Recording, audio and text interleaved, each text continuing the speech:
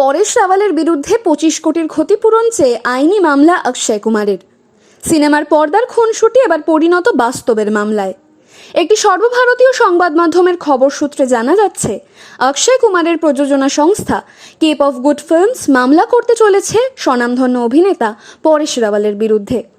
জানা যায়, শেষ মুহূর্তে হেরাফেরি 3 ছবি থেকে সরে দাঁড়ান পরেশ রাওয়াল, আর সেই নিয়েই তার বিরুদ্ধে মামলা করতে চলেছে তারই সহ অভিনেতা অক্ষয় কুমার। বাজারের তুলনায় 3 গুণ বেশি পারিশ্রমিক দেওয়া হলেও যেভাবে শেষ মুহূর্তে ছবি ছেড়ে বেরিয়ে গিয়েছেন অভিনেতা, তাতে তার বিরুদ্ধে পেশাদারিত্বের অভাব রয়েছে বলে দাবি তুলেছেন অক্ষয় কুমারের প্রযোজনা সংস্থা। এই প্রসঙ্গে গত 19শে মে সোশ্যাল মিডিয়ায় পরেশ রাওয়াল নিজেই ছবি ছাড়ার ঘোষণা করেন। তার এই সিদ্ধান্ত নিয়ে জলঘোলার মধ্যে তিনি এক্স হ্যান্ডেলে লেখেন, এই সিদ্ধান্তের নেপথ্যে সৃজনশীলতা নিয়ে মতপার্থক্য ছিল না। ছবির পরিচালক প্রিয়দর্শনকে অসম্ভব ভালোবাসি আমি, শ্রদ্ধা করি, ওকে বিশ্বাস করি।